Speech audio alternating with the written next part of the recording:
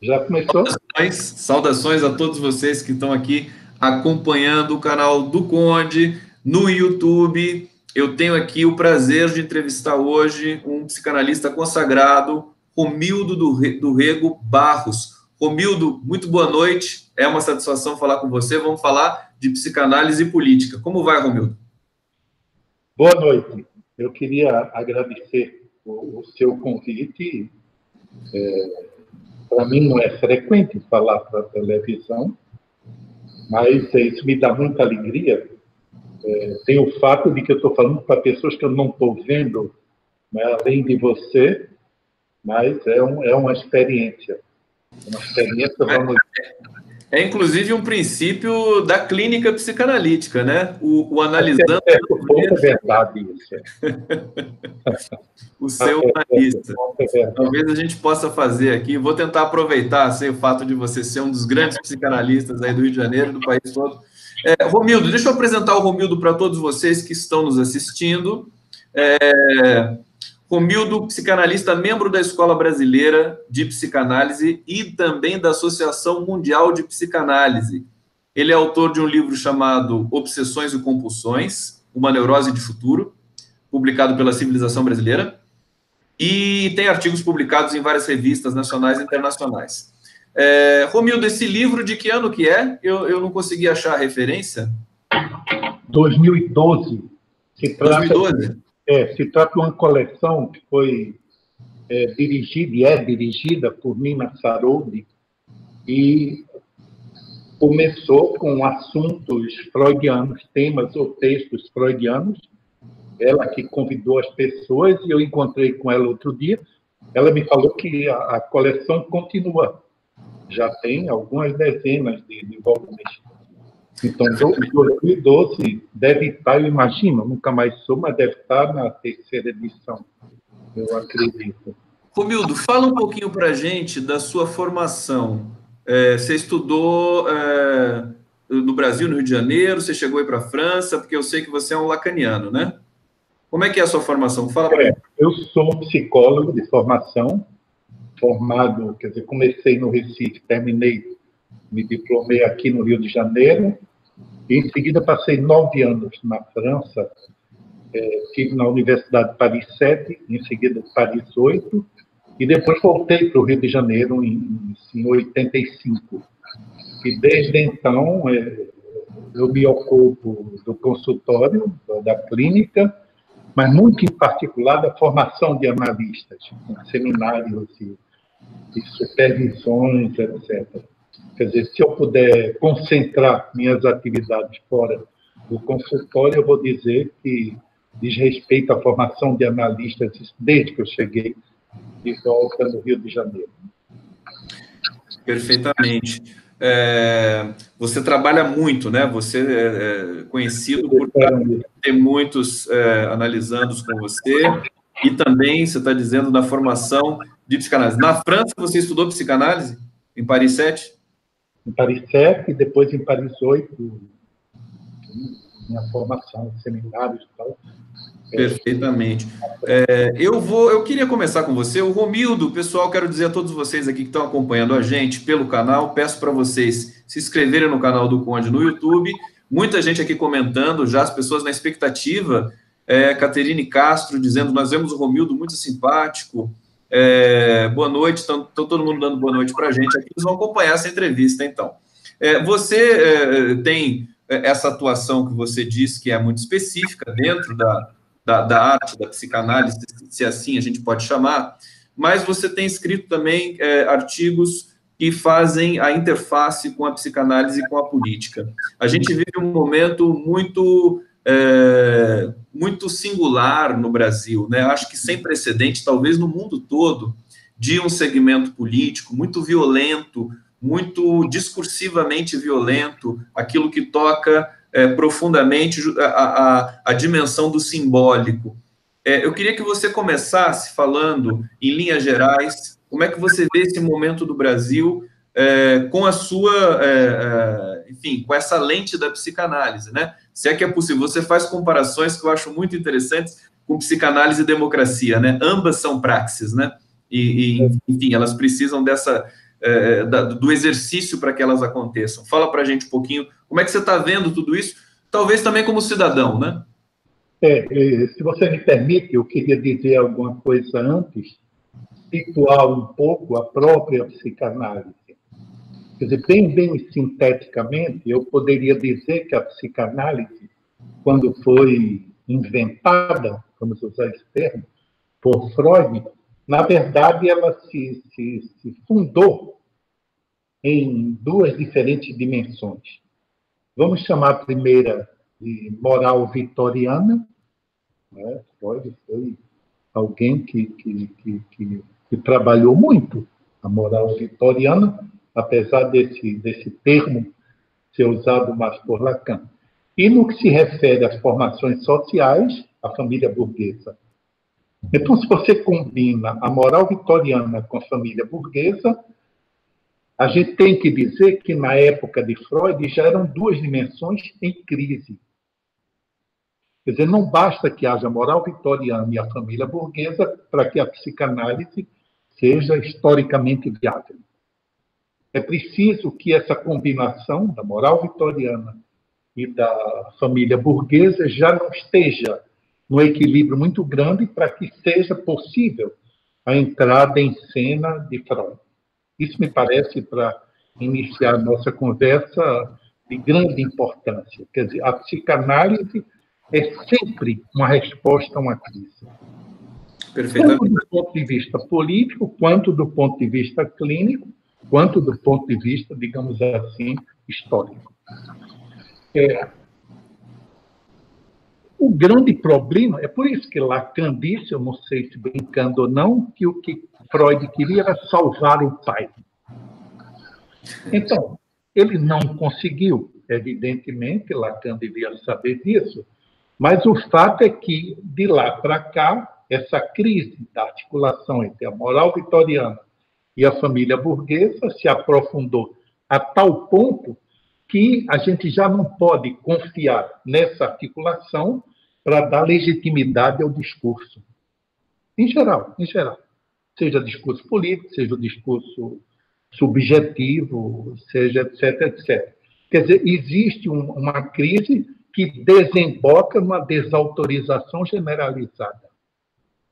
Então, essa expressão que nós, sobretudo os lacanianos, usamos com tanta frequência, o declínio do pai, diz respeito justamente à ruptura dessa aliança entre a moral vitoriana e a família burguesa. Quer dizer, se Freud quis salvar o pai, como Lacan diz, é no sentido de tentar manter as chances do simbólico, né, que você estava falando nesse instante. É essa dimensão que realmente está numa crise gravíssima e que tem efeitos tanto clínicos quanto políticos. Não é? A situação do Brasil hoje ela é exemplar de como se torna cada vez mais difícil não só o apelo ao simbólico, a gente pode chamar de simbólico, por exemplo, aos pactos políticos, né, que estão falidos, como também eles não, como se diz na minha terra, não se dão a respeito. Quer dizer, está muito difícil você confiar nas autoridades simplesmente a partir da posição simbólica que elas ocupam. Existe uma crise generalizada e essa crise tem tudo a ver com essa história da psicanálise. Então, quando Lacan dizia o inconsciente é a política, que é uma frase forte, tem tudo a ver com a história da psicanálise de 100 anos. Não é? É preciso, me parece que é sempre preciso que haja um funcionamento do simbólico, mínimo que seja, para que a psicanálise tenha um apoio, tenha um lugar onde se apoiar. Se não há nenhum simbólico, é a barbárie.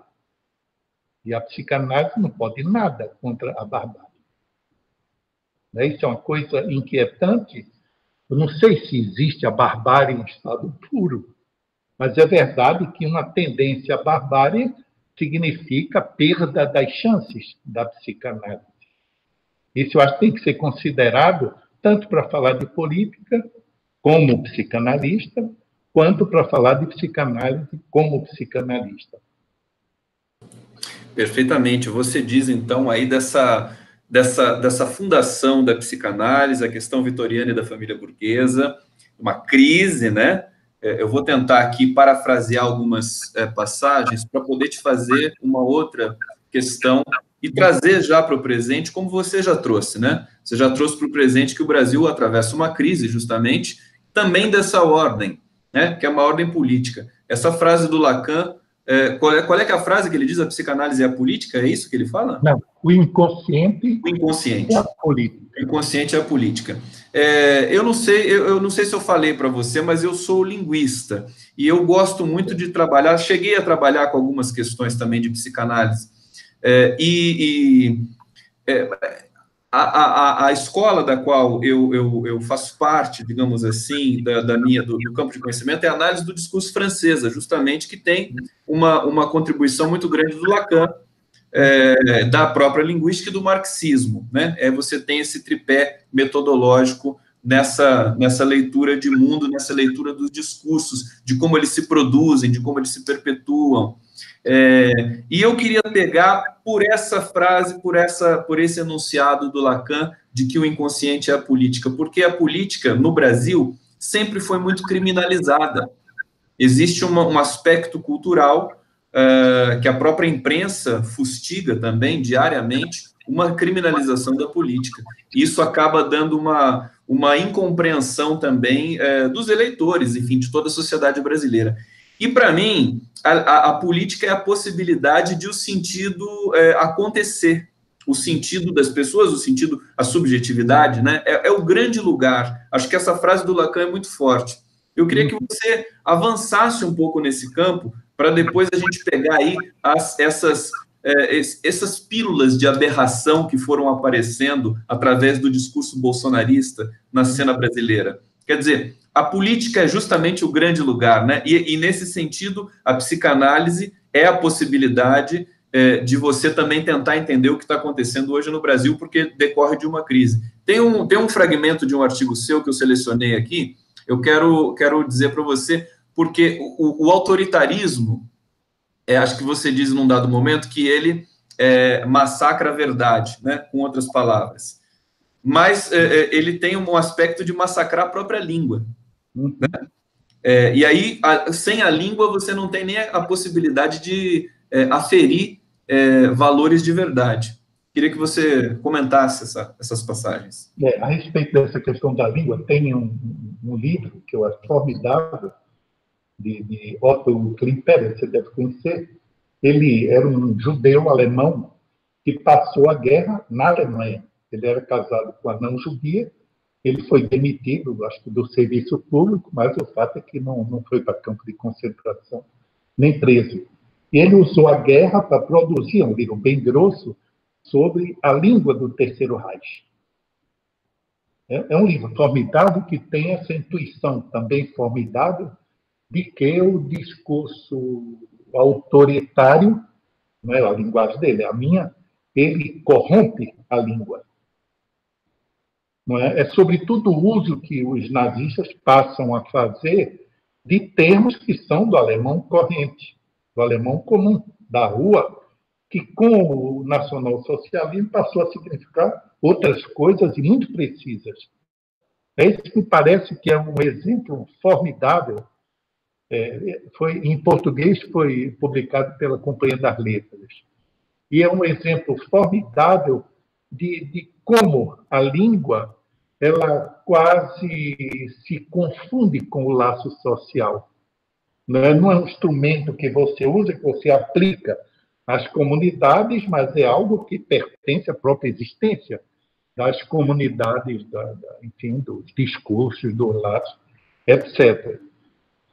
Eu acho que, atualmente, por exemplo, no Brasil, me parece que não é isso que foi chamado, acho que, em Cambridge, da pós-verdade, ela não pode ser pensada, eu estou pensando aqui no Brasil, sem uma dose fortíssima de cinismo, né?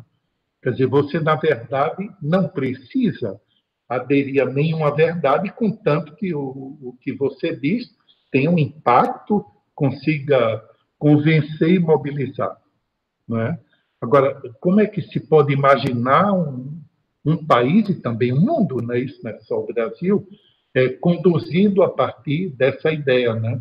A ponto de, por exemplo, haver um charme nos fake news, que é dito assim em inglês, não é? Porque como se fosse a última mercadoria vinda dos Estados Unidos, da Inglaterra mesmo, mas dos Estados Unidos, sobretudo. Eu tenho que só fazer um comentário aqui que tá irresistível de fazer, que é o seguinte: eu teria de voltar até Pilatos, né? Que pergunta para Cristo o que é a verdade, né? É isso, é isso. Eu acho que ela está em xeque juntamente com a democracia. É isso. E a pergunta de Pilatos tem tudo a ver com o nosso assunto, né? Na verdade, o compromisso dele com a condenação de Jesus Cristo era muito limitado, né? Pelo menos na narrativa bíblica, né? Tanto que ele faz um plebiscito para saber quem é que vai ser solto, se Jesus ou Barrabás.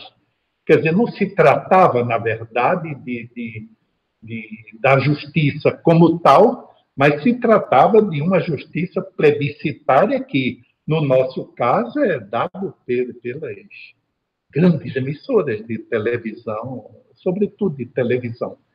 Então, a verdade é aquilo que essa grande emissora de televisão quer dizer que é verdade. E, com isso, ela pode, no campo dos afetos, tem um efeito fora do comum, que é o que a nossa geração está assistindo, que é uma formidável fabricação do ódio. Isso no plano dos afetos. Né? Eu vi a entrevista de Luciano e me lembro que, em algum momento, isso aí foi questão: como é que você pode fazer odiar? Fazer amar, a gente pensa que sabe o que é. Né? Porque fazer amar, você dispõe de um mecanismo que é secularmente conhecido, que é a sedução. E fazer odiar. Né? Por exemplo, no caso Lula, fazer de Lula o inimigo do povo. Ele saiu do governo, não sei quanto, 87%, 90% de apoio. E um ano depois ele é inimigo do povo. Quer dizer, de onde vem essa força? Eu sei perguntar, não sei responder. Mas de onde vem essa força que faz com que o ódio possa ser espalhado com tanta facilidade em pessoas tão diferentes?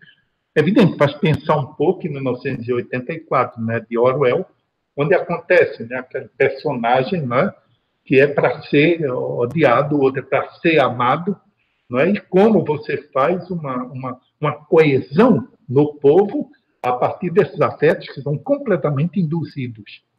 Isso me parece que tem muita importância. Como é que você pode, não é? No caso do Brasil, me parece que não é tão importante assim saber porque Haddad perdeu. Me parece que algum dia a gente vai saber melhor porque Bolsonaro ganhou. Assim, sem projeto, não foi para os debates, etc. Que foi um ataque que aparentemente foi correta, né? Deu muito certo, não? Deu muito certo numa eleição legítima, né? O presidente legítimo do Brasil, não é? Então, me parece que atualmente, justamente na falta dessa dimensão da autorização à verdade, existe uma desautorização generalizada que faz com que se seja autorizado por outras coisas, que não a verdade. Às vezes a retórica, às vezes o cinismo, não é uma coisa que está começando, me parece, na nossa geração e que algum dia a gente vai saber melhor de que se trata. Romildo, eu estou pensando aqui, porque o Lula, ele também é um comunicador e alguém que produz enunciados fora do comum. Ele conseguiu, ao longo de 40 anos da vida pública que ele teve, né, no Brasil, confrontar esse poder imenso dessa emissora de televisão, que eu posso nomear aqui sem problema nenhum, que é a Rede Globo de televisão.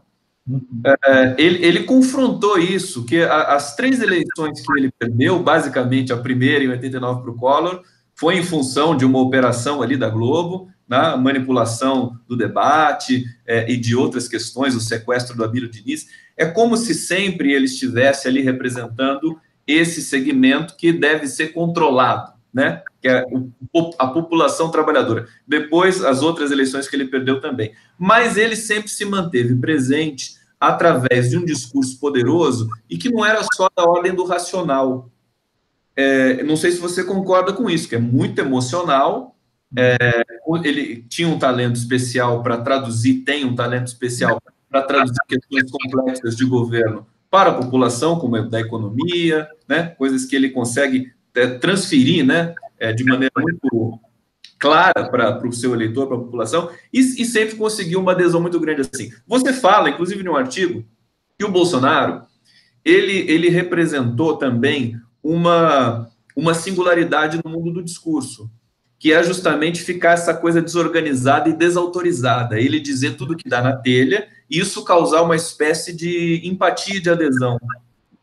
Não sei se foi exatamente isso que você quis dizer naquele seu artigo, mas e que isso, enfim, ocasionou concretamente essa vitória que ele teve eleitoral, com todos os problemas que nós conhecemos, de suspeita de fraude, das fake news e tudo mais. E aí você fala da pós-verdade também encaixada com essa situação. Tem uma linguista francesa que eu admiro muito, que se chama Jacqueline Autier-Revaux. Ela diz que a língua não é idêntica a si mesma. Eu acho uma frase muito poderosa, porque ela pode abarcar estruturalmente tanto o discurso de um Lula quanto o discurso de Bolsonaro. Estruturalmente, eles têm algumas semelhanças, por incrível que isso possa parecer. Queria que você comentasse um pouco sobre essas considerações aqui que eu fiz para você. Me parece que uma grande prova de que a linguista francesa, que eu não conheço, tem razão, é a própria multiplicação do ódio no Brasil pré-eleitoral e pós-eleitoral, não é? Significa que o que você diz, Lula também é um exemplo disso, né? O que você diz não se esgota nas palavras. Quando você diz fulano é um grande orador, como Lula é um grande orador, significa que o que você diz, você transmite ou pede algum afeto que vai além das palavras. Em geral, amor, mas pode ser ódio. Não é? Então, esse é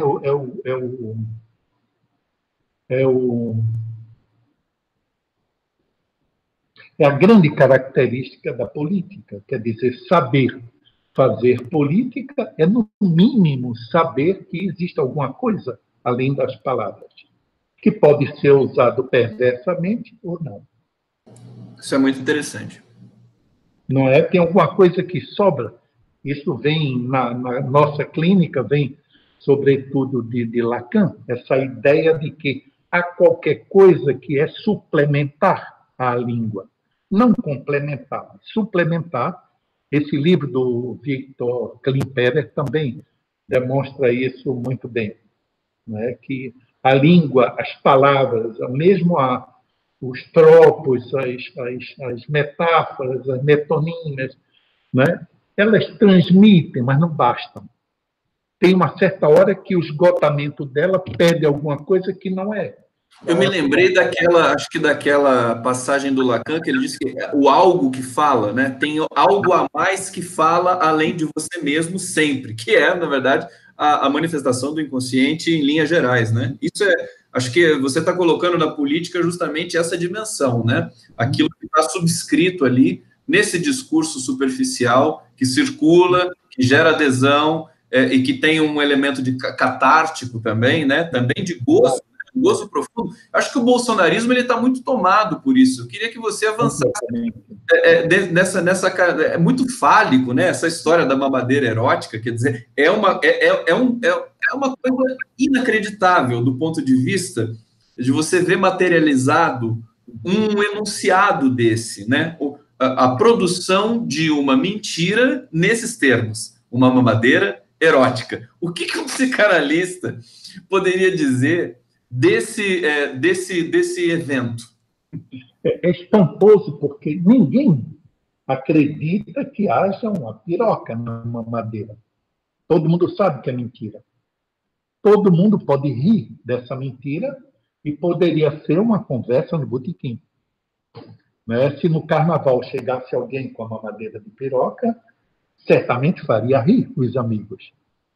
No caso aí, tem um ganho político que depende de quem diz. E também, digamos, do poder que circula em torno de quem diz. Né? Veja só, a gente tem uns 3 ou 4 exemplos atualmente que a gente não é nem capaz de saber qual é o futuro disso. O futuro, digamos, patológico disso. A gente tem a pastora que falou do menino de azul, a menina de rosa, e falou mais umas 5 ou 6 barbaridades, cada dia vem uma. Ela é o ministro da Educação, não é, que é uma coisa espantosa, né? A gente fica se perguntando se aquilo não é calculado. Né? Esse é o ponto. É difícil de imaginar que aquilo seja porque foi mal escolhido ou porque...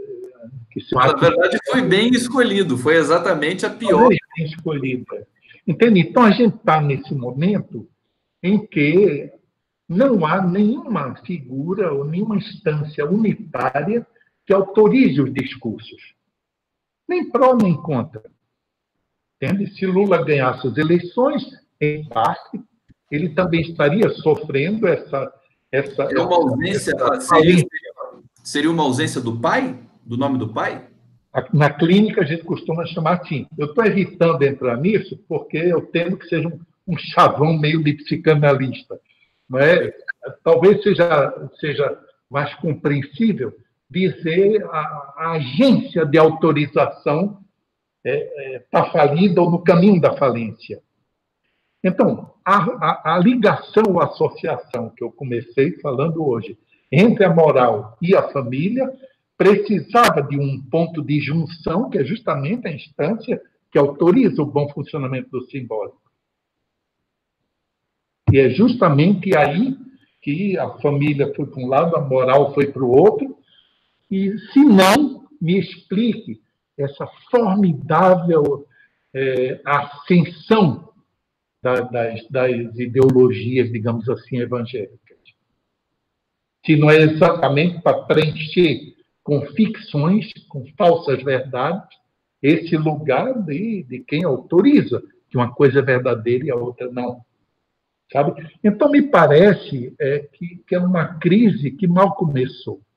Quer dizer, essa crise de hoje, ela mal começou.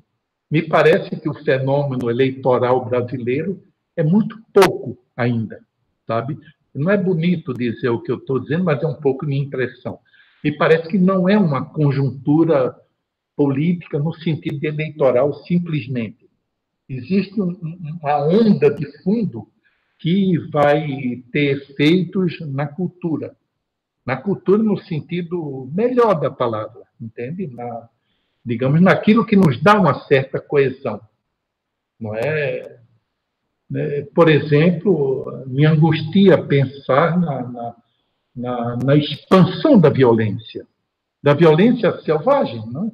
Todo dia a gente tem nos jornais 5 fatos de mulheres apanhando ou sendo mortas, de assaltos que terminam com mortes ou violência, ou com a violência gratuita, dita gratuita. Não é a violência que vem porque eu quis. Eu não gostei de você e quis agredir. Entende? Se isso tudo não está ligado a um certo declínio da autoridade, sem que, né, daí a falência da direita liberal brasileira, né, sem que haja uma alternativa da família burguesa para isso. É muito mais na direção da barbárie.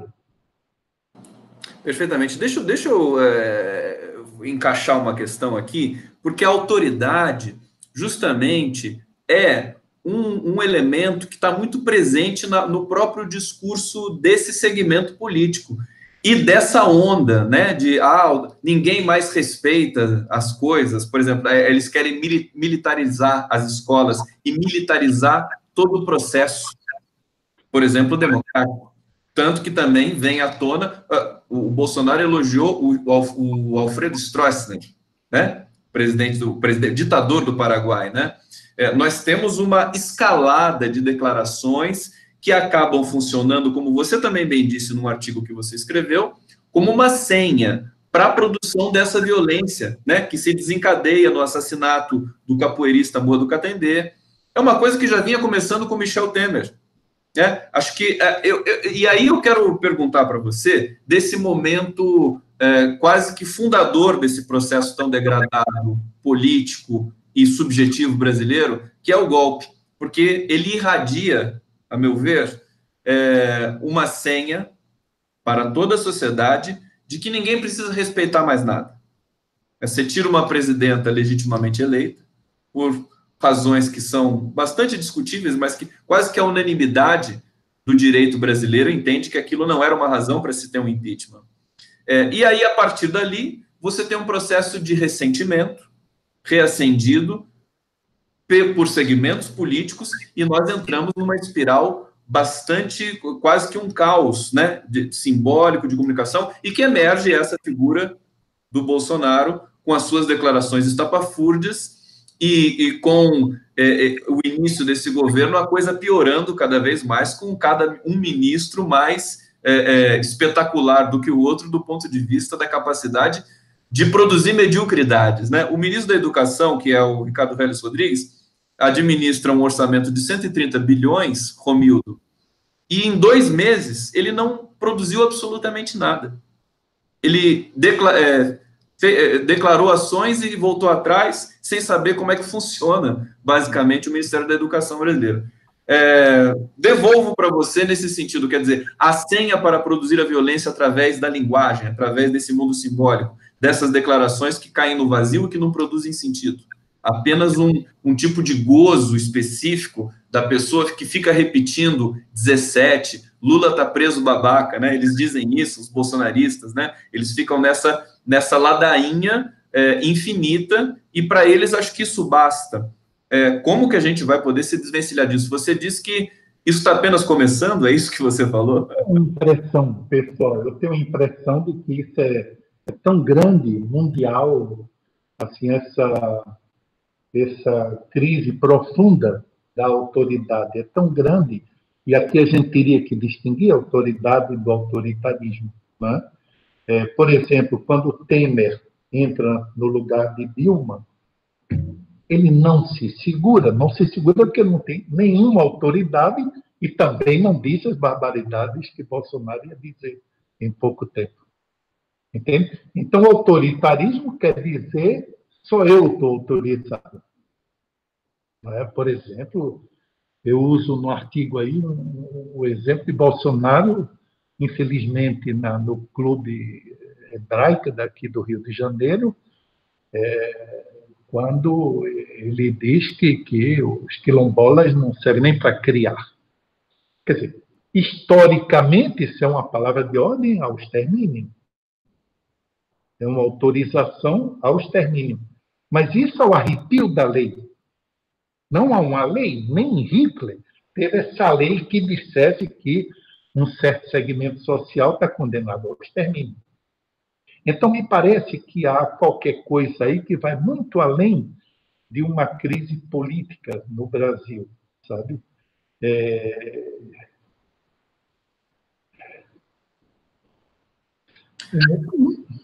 Diga. Talvez, eu pensei aqui comigo, enquanto você buscava aí, pensei que a mudança que houve no Brasil, Romildo, com os governos Lula e Dilma, nós vínhamos num caminho muito bonito de democracia. Para ser sincero para você, mesmo com o Fernando Henrique, algumas questões, mas nós vimos um momento de soberania, de afirmação do Brasil para nós mesmos, para o estrangeiro, para o mundo. O Brasil vibrava. E nós tivemos 40 milhões de pessoas entrando na economia brasileira, que é uma Argentina, E isso, eu acho que isso tem um caráter de uma mudança cultural muito grande, porque essas pessoas estavam proscritas do processo econômico. Então, elas entraram, nós tivemos 7 milhões de pessoas indo para as universidades. Então, o que eu quero dizer é que tudo isso poderia ser bom, mas acabou gerando uma energia diferente. E eu acho... É quase um mistério isso, né? Quer dizer, o único traço que a gente tem no Brasil desse progresso cultural e social, não é, notadamente em torno da figura de Lula, mas como você diz, com Fernando Henrique, já havia iniciativas que iam nessa direção. Me parece que o único traço visível atualmente é a consagração quase plebiscitária de Haddad no Nordeste. Isso é muito interessante. Não é 70% numa crise fantástica de Lula preso, PT sem saber o que dizer, etc, etc. E Haddad, com o talento dele, claro, você falou nisso na entrevista com o Luciano, obter 70% é uma coisa espantosa, espantosa. Quer dizer que deixou exatamente na região mais pobre, na região justamente desses 40 milhões que accederam a um consumo mínimo, né? Através de Bolsa Família, etc.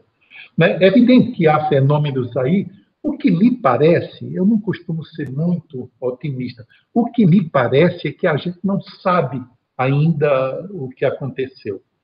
Entende? A gente está num estado, talvez a palavra mais certa seja de perplexidade. Entende? Pode ver, o silêncio do PT é uma coisa espantosa, né? Fora Gleisi Hoffmann, quem toma a palavra no PT? Ninguém. Talvez lá. A impressão que dá é que as condições... e aí eu entro com essa escola francesa de linguística, né? As condições não estão postas para que o PT... Não. Né? De qualquer maneira, eu queria então trazer uma questão diferente, nova para você aqui. Justamente pegando carona no que você falou do Haddad no Nordeste. Porque com tudo contra, né? Com toda a imprensa ainda perseguindo o PT, com o poder judiciário brasileiro perseguindo não só o Lula, mas o PT todo. A Gleisi Hoffmann foi perseguida também. O Haddad acabou de ser inocentado, mas ele foi perseguido justamente, foi denunciado durante as eleições. E nós sabemos hoje que o Aécio, que o Fabrício Queiroz e que o próprio Bolsonaro foi poupado durante as eleições. O Haddad não foi poupado. Então, essa o modus operandi, digamos assim, da nossa cena política com relação à esquerda, com relação ao PT. Mas, mesmo assim, o PT continuou muito forte e eu entendi que o processo eleitoral, enquanto Lula ainda era candidato, era um processo que estava quase recobrando a história.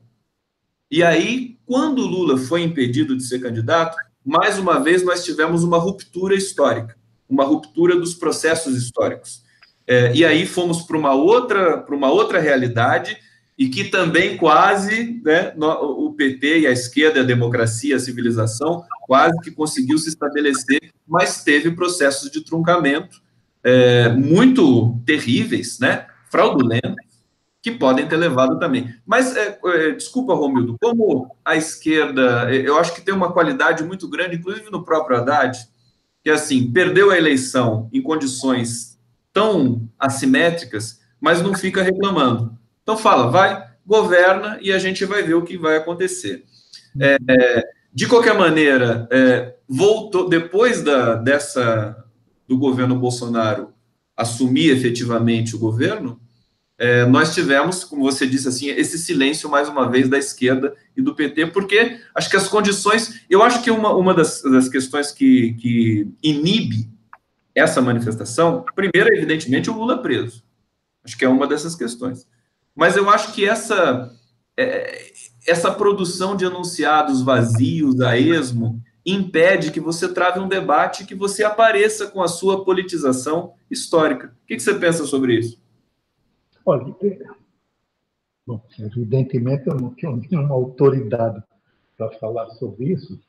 Estou falando como cidadão, como eleitor. Me parece que há qualquer coisa aí. Existe um enigma que nunca vai ser resolvido. que é o seguinte: Lula teria tido condições de simplesmente retomar o que ele fazia nos 2 governos dele e no 1,5 de Dilma? Será que as condições mundiais permitiam a Lula, como permitiu no começo dos anos 90, permitiu a Lula, do 2000, permitiu a Lula fazer, tomar espantosamente essas medidas que nunca tinham acontecido no Brasil? Não é? Quer dizer, existe uma série de coisas que a gente não vai nunca saber. Não é? A gente nunca vai saber, e por uma razão muito simples. É porque a troca de poder entre a centro-esquerda, representada pelo PT, e a direita dita liberal ou de centro, se rompeu. Né? Bolsonaro é uma novidade que exige que nós retomemos quase do zero, sabe? Então, é muito difícil você analisar a política brasileira tendo como fulcro a experiência dos 2 governos de Lula e do governo e meio de Dilma Rousseff, que já havia um certo esgotamento no modelo. Lula conseguiu um milagre, que é governar 2 mandatos sem desagradar ninguém. Não é? Quer dizer, o desagrado com ele já foi a montagem do golpe. Não é? Entende? Lula, na época dele, houve algum tempo que ele era uma unanimidade nacional. Quem não gostava dele ficava calado. Era quase Chico Buarque, era quase uma unanimidade brasileira. Não é? Depois desencadeou-se isso a partir desse afeto do ódio, que é possível de ser fabricado. A gente está aprendendo isso agora. É possível de ser fabricado e, como eu disse antes, o único sinal que você tem que vai numa direção contrária é a fidelidade, digamos assim, eleitoral do povo nordestino e talvez do norte. Eu não me lembro bem da... Você parece que tem muito orgulho, né, dessa sociedade, né? Realmente muito bonita para a gente que está aqui, que a gente assistiu tudo isso, né? O Nordeste, nesse momento, que foi praticamente a defesa da civilização. Não foi a defesa de um candidato, né? Foi a defesa da democracia. Foi muito bonito de assistir isso no Nordeste. Eu tenho a impressão que entre a democracia e a civilização, exatamente no intervalo entre as duas, existe o risco da barbárie. Entende? Quer dizer, a barbárie nega ao mesmo tempo a democracia e a civilização. Não são a mesma coisa. Se pode ter civilização sem democracia, pode ter democracia sem civilização, no sentido mais banal da palavra.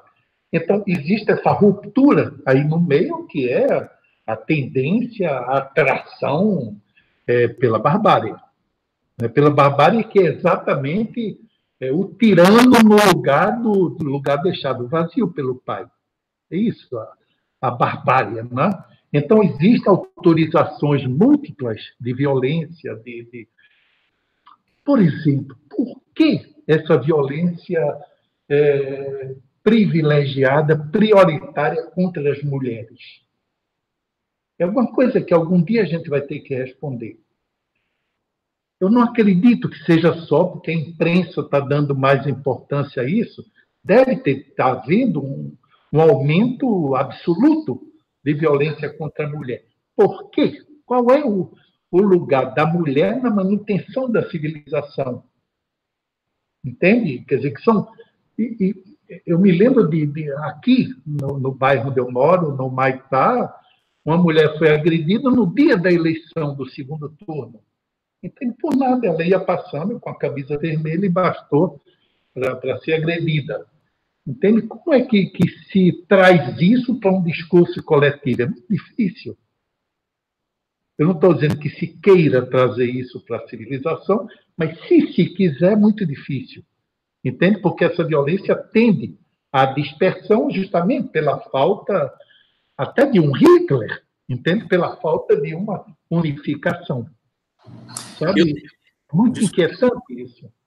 Ah, Eu teria uma hipótese, né, também para essa questão da mulher, porque a mulher teve um papel importantíssimo nos governos, e a Dilma Rousseff, enfim, basicamente o fato dela ser uma mulher que tirou ela do governo.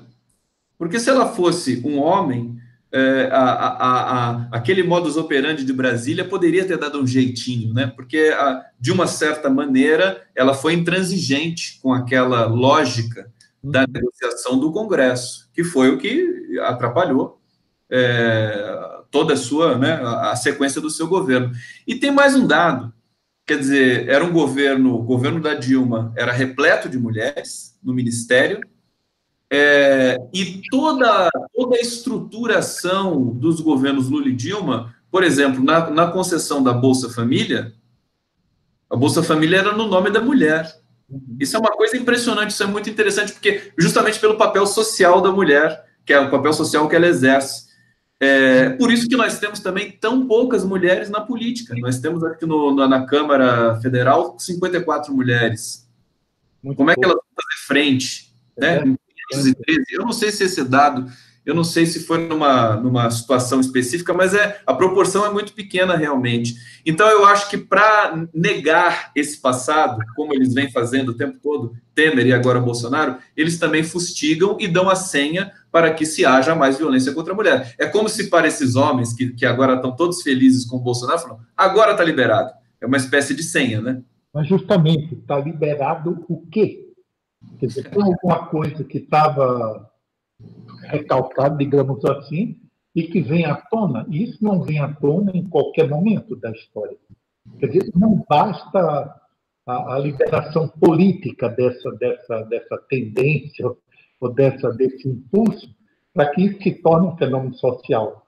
Então, me parece que há qualquer coisa, eu acho que em boa parte cabe aos psicanalistas começarem a discutir isso, nesse fato da mulher, os sujeitos LGBT certamente também, mas esse tem uma tradição maior de violência pública. Né? É o fato que a mulher se tenha tornado um alvo. Né? São os maridos, os vizinhos, eu vi ontem na televisão, são os parceiros, os companheiros, os vizinhos, enfim, gente ao redor. A mulher é mais ameaçada dentro de casa. É dentro de casa. Então, houve qualquer coisa aí que se despregou, não é? que se desatou, e isso traz as mulheres para o centro do palco e ela recebe essa carga de, eu não sei nem se é ódio, essa carga de violência, entende? Que a gente não pode dizer que sabe quem autorizou. Não vai bastar dizer que foi Bolsonaro, sabe? Tem qualquer coisa aí que é da ordem de uma ruptura de discurso, entende? Eu acho que a nossa conversa ela se encaminha, né, para como se tudo isso você tem um aspecto que eu acho que é muito estruturalista, né, Romildo? Talvez, evidentemente, para a escola lacaniana, acho que a gente tem isso posto de uma maneira já como pressuposto, mas de entender como um fenômeno coletivo tudo isso, nada de atores, né, que de repente acordaram e falaram assim, não, eu vou acabar com o Brasil hoje. Não é isso. Eu acho que esse é muito interessante que você coloca. Antes de continuar, eu quero ler alguns comentários dos nossos internautas que estão assistindo aqui ao vivo essa entrevista pelo meu canal, pelo canal do Conde no YouTube. Então, a Naya está dizendo assim, o que faz necessário o uso perverso da linguagem? Os interesses do capital, quando se concretizam a partir da expoliação de muitos, que não pode ser dita, seria a perversão matriz. Ela diz isso, eu vou ler alguns comentários aqui, depois se você quiser pincelar alguns deles, né? A Joyce Camargo dizendo aqui, a pesquisa realizada pelo Vox Populi apontou que mulheres evangélicas podem ter definido as eleições por acreditar na mamadeira de erótica, para mamadeira de piroca, e o kit gay. A mamadeira, essa mamadeira erótica, Romildo, ela é tão carnavalesca, né? Nós estamos na boca do carnaval. O que vai acontecer nesse carnaval? Eu estou prevendo que esse carnaval, o carnaval como sintoma da sociedade brasileira, ele é muito poderoso e ele tem, nesses últimos 3 anos de conflagração política, sido cada vez mais importante. Tivemos o desfile do aparelho de Tuiuti. Como era antigamente. Oi? Como era antigamente. Antigamente, isso. No começo dos anos 60, era assim. Isso. Os políticos e os presos de sambas. Né? Isso aí está voltando, né? O que é um bom sinal. Porque justamente que eu acho que as condições para que esse carnaval volte apareceram, que são condições de muito autoritarismo, de muito totalitarismo, de muito fascismo, né? É o momento em que a população diz aquilo que ela não pode dizer durante o resto do ano, de certa maneira. Eu acho que esse carnaval pode trazer algumas... Já trouxe, né? O bloco Baixo Augusto em São Paulo, 1 milhão de pessoas, mandaram o Bolsonaro para aquele lugar com muita tensão, digamos assim, né? com muita irreverência. O que você acha do carnaval nesse sentido político? Eu acho que o carnaval... me lembro de uma conversa que eu tive com um amigo meu há muitos anos atrás. O carnaval é uma irrupção, né, de afetos, mas também é controlada. Não é? O sambódromo é o melhor exemplo, né? Existe o desfile das escolas de samba, né, com assuntos mais variados, com vestimentas mais variadas, com a letra do samba os mais variados, mas é dentro do sambódromo. É dentro do sambódromo com tempo contado, né? Com tempo contado. Então, eu não sei se o carnaval é essa explosão contra-afetiva, contra-passional que a gente poderia imaginar, não é? Assim, alguma coisa semelhante a um motim ou uma revolução, entende? Alguma coisa que o controle só vai vir depois. Carnaval não, o controle é prévio. A gente sabe que na quarta-feira, você, bêbado ou não, você vai para casa. Não é? Tem um certo controle. Então, o carnaval é um acordo que foi feito, sei lá, desde os romanos, para ter um horário em que essa manifestação passional seja permitida. Não é? Porque é muito interessante. Imagine o brasileiro sem carnaval. Não é? É muito interessante, mas ela pertence ao discurso majoritário. Ou seja, o carnaval, me parece, não é uma resposta para a irrupção da barbárie. Entende? Não é alguma coisa que responde à violência da barbárie. Entende? Agora, é evidente que tem efeitos extremamente interessantes. Pelo menos de você dispor de um certo quantum de alegria, né? Durante algum tempo. E alegria é coisa muito séria, né? Você não pode viver sem alegria. Entende? Eu pensei aqui que o carnaval, numa sociedade em que as coisas vão bem, né? E que as pessoas são felizes. O Brasil era um país feliz há um tempo atrás, né? O carnaval, acho que ele se fragiliza um pouco nessa situação, porque ele tem de responder a alguma coisa que, né, para que ele aconteça, né? Mas isso é uma outra questão. Nós não somos carnavalescos, né? Os carnavalescos, inclusive, eles são seríssimos, eles são pesquisadores. Falou da Sapucaí, tudo é muito sério, tudo é muito organizado ali para o carnaval acontecer.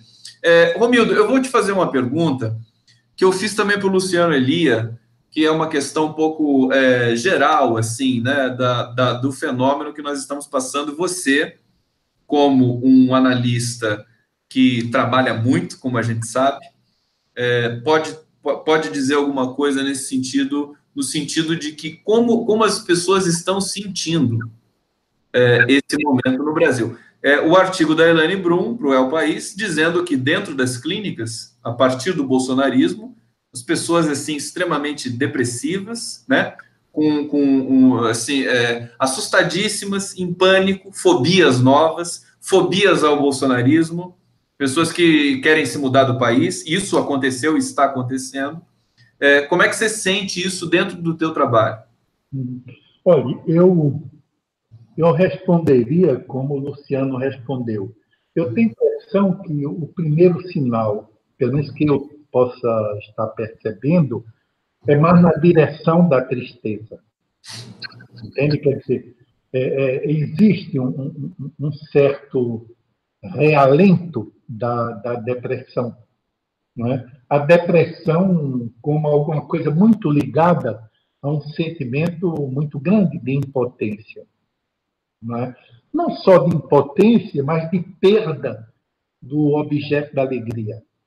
Assim, já não se sabe mais muito bem o que é que pode provocar alegria. E quanto mais comprometida a pessoa tiver com o que poderia ser diferente, mais forte é esse sentimento. Me parece evidente que eu não posso universalizar nada do que eu estou dizendo, mas é uma impressão que vem em parte da minha prática clínica. Não é? Me parece, e o que é a tristeza? Para a psicanálise, é um afeto, mas um afeto que se instala quando ainda não se sedimentou um sintoma. Entende? Quer dizer, muito mais alguma coisa como Lacan falava da covardia moral. Né? Ele dizia, a tristeza é uma covardia moral. Não é? Parece meio agressivo isso, mas é nesse sentido, que ainda não se sedimentou como característica daquela pessoa, que não vai ser necessariamente pela tristeza, pode ser alguma coisa, umas obsessões, né? Como eu tratei no meu livro, ou doenças do corpo, né? Como o Luciano falava com você. Entende? Eu acho que muita coisa ainda é cedo. Para muita coisa ainda é cedo. Mas isso não implica que os psicanalistas não estejam, desde já, comprometidos, primeiro, com o mínimo de explicação para o que está acontecendo, e, segundo, para uma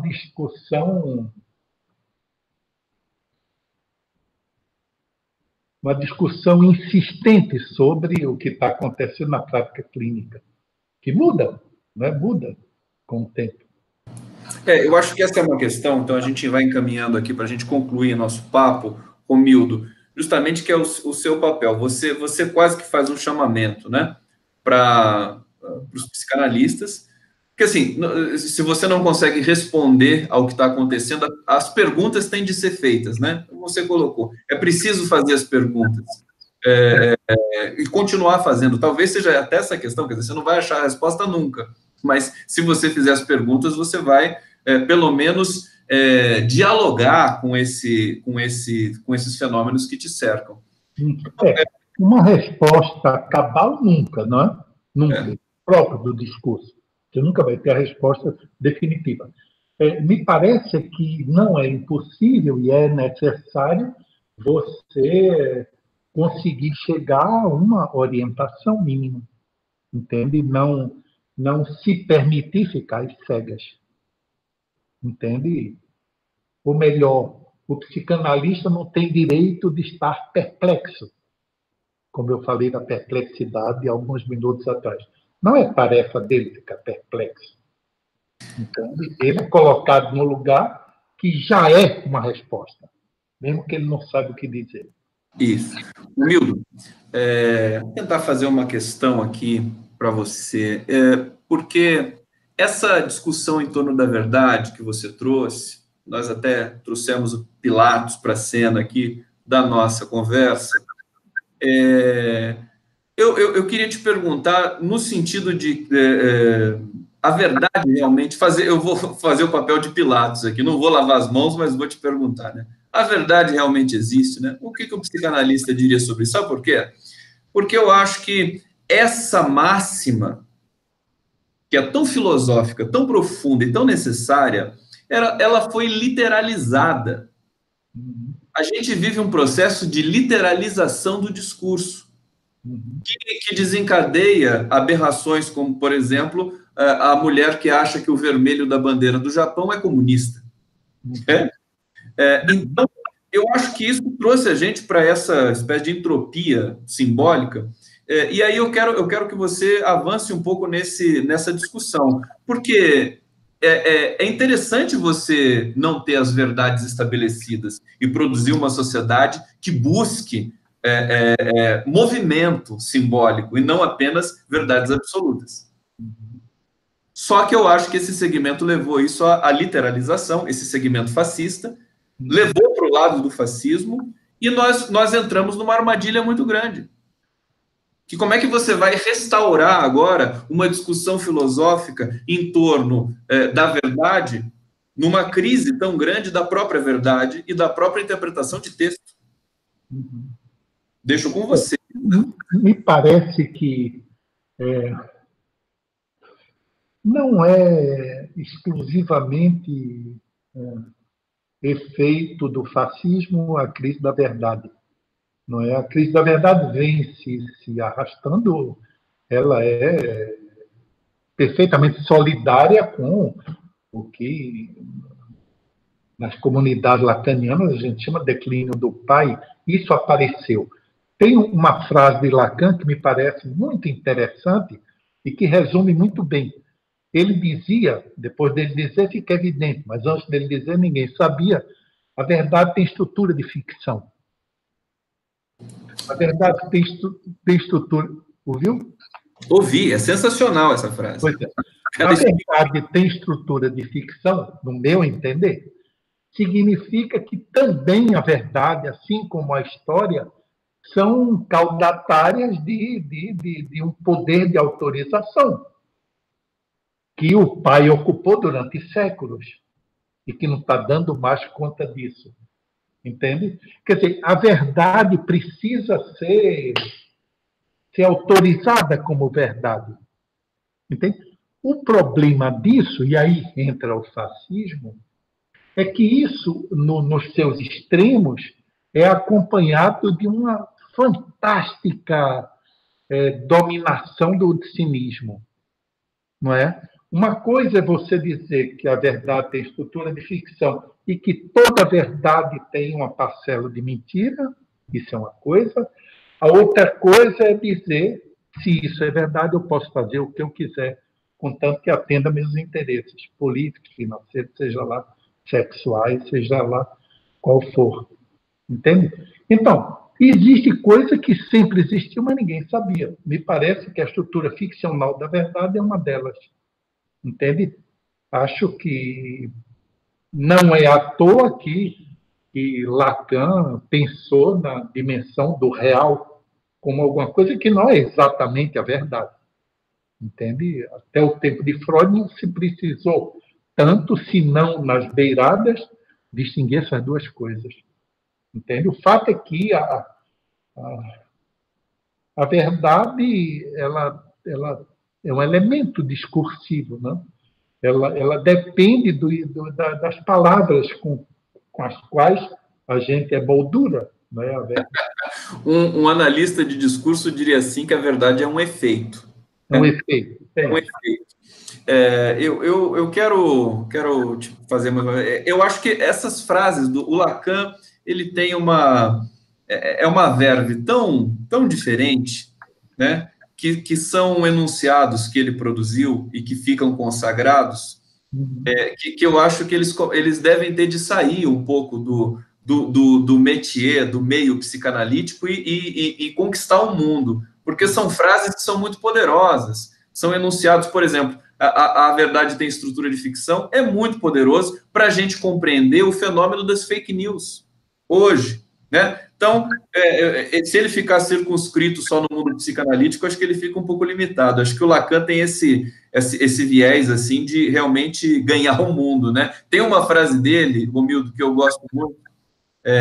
Eu vou dizer para você e vou dizer para você me falar alguma coisa sobre ela, porque ela é muito importante, inclusive para mim, que é: o homem não sabe o que diz porque ele não sabe o que é. Eu acho muito forte isso. Ou seja, o homem é feito do que diz. Sim. É uma coisa sem essência que só se vai revelando à medida que ele diz. Então ele não vai saber o que ele é.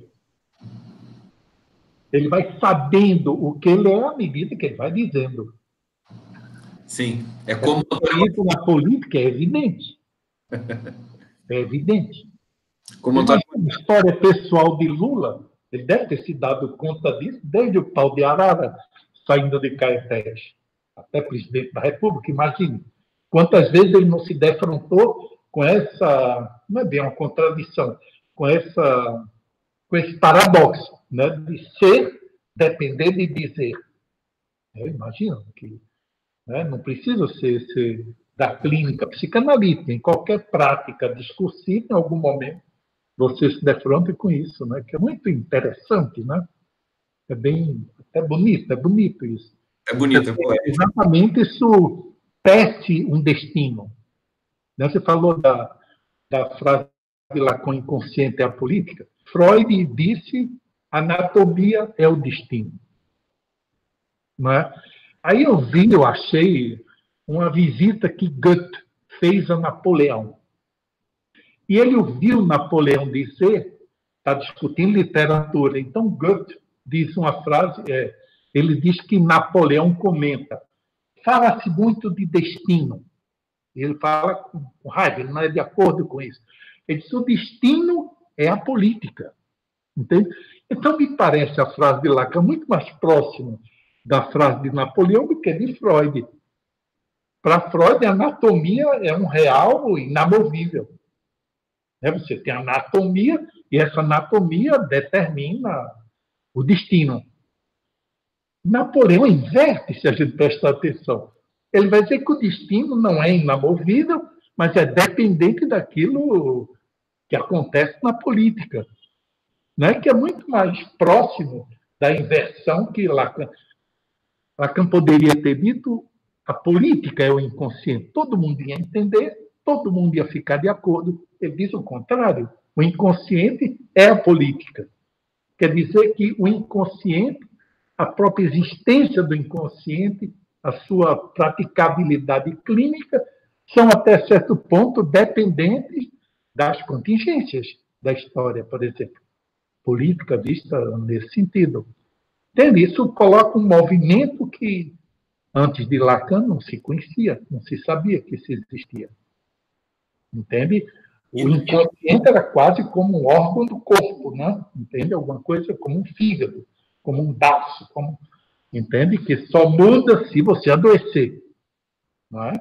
Aí Lacan bota o inconsciente numa certa dependência das contingências, né? Daquilo que vem, mas podíamos não vir, sabe? Eu fiquei muito contente quando eu li essa visita de Goethe a Napoleão. Napoleão era um leitor de Goethe, inclusive conversa, ele critica certas coisas de Goethe e se sai com essa que eu achei uma pérola. Entende? Porque falam tanto de destino. O destino é a política, ele diz. Eu acho que essas injunções do significante, acho que isso é muito presente, inclusive, no teu discurso, querido Romildo, porque é o movimento, é isso que produz sentido. Essa própria estrutura do enunciado lacaniano, né? O inconsciente é a política. É quase que um dicionário, é quase que uma significação, mas ele é muito mais do que isso. Porque ele está promovendo um movimento. E você inverteu, e que nós podemos inverter a todo momento, e que nós podemos expandir também, né? Eu acho que isso pode trazer para a gente aqui um arremate desse nosso papo, que é sensacional. Essa última parte que você está dizendo aí, você falou de Goethe, de Napoleão, tudo isso é tão denso, né? E nós estamos precisando, acho que, um pouco de densidade no debate político. A gente ficou muito superficial e muito, talvez, positivista, querendo resolver logo. Tem um aspecto reativo nos brasileiros, de ceticismo também, que mistura um sentimento com o outro. Acho que a gente precisa um pouco de ousadia, de densidade, de trazer outros elementos para dentro da cena do discurso e do debate político nesse momento. E o que fica para mim, né, basicamente, de tudo que você falou para a gente aqui hoje, magistralmente, é que o bolsonarismo parece que é uma espécie de expurgo que nós temos de encarar. Uma espécie de Qual é a palavra? Eu usei a palavra expurgo. não sei se ela estaria correta nesse sentido, é um deslize aqui, mas como se fosse uma espécie de necessidade da sociedade brasileira passar por isso para poder entender alguma coisa que ela ainda não sabe. O bolsonarismo, o Bolsonaro e todo esse processo que nenhum de nós esperava. É verdade. Existe na sociedade brasileira. É por isso que é tão difícil assimilar Bolsonaro como um elemento da história do Brasil. Né? Mesmo as pessoas, talvez sobretudo as pessoas de esquerda, tendem a falar de Bolsonaro como se fosse um erro do povo, ou como se fosse uma fraude que produziu um presidente da República. É muito mais difícil, tanto para a psicanálise como para o historiador, para todo mundo, é entender como fazendo parte, como algo que faz parte a partir de agora, seja qual for o método que foi usado para consagrá-lo, mas que a história vai ter que assimilar os efeitos de uma escolha que ela própria fez, sabe? Isso não é agradável de dizer, mas é preciso que a gente saiba disso, entende? A gente não pode ficar numa posição, digamos, contra-golpista, entende? Entende? Porque a arma disso, por definição, é sempre o cinismo. Né? E o cinismo é uma doença grave dos nossos tempos. Né? Inclusive, com tudo isso aí que você falou da verdade. Né? Tem a verdade, a mentira como verdade, ela não pode se manter sem o cinismo. Não é? É preciso que você diga barbaridade sem coragem. Né? Se você cora, você está dividido entre verdade e mentira. É preciso dizer isso sem coragem. Né? Dizer, os meninos devem usar azul sem coragem. Sabe? Aí seria entende? Eu acho que tem muita coisa para se entender e que a truculência das palavras não vão dar conta disso. Sabe? Assim, a simples truculência do tal ministro representa alguma coisa que está atrás, que ele saiba ou não, pouco importa, e me parece que é aí que talvez, e infelizmente, haja uma função, quase uma missão histórica para os evangélicos. Quer dizer, eles se constituírem em critérios da verdade, sabe? Pelo menos para um grande número de brasileiros. Não para os intelectuais, nem para as pessoas de esquerda, ou para a alta burguesia, mas para quem está correndo atrás de uma verdade que não se discuta. Sabe?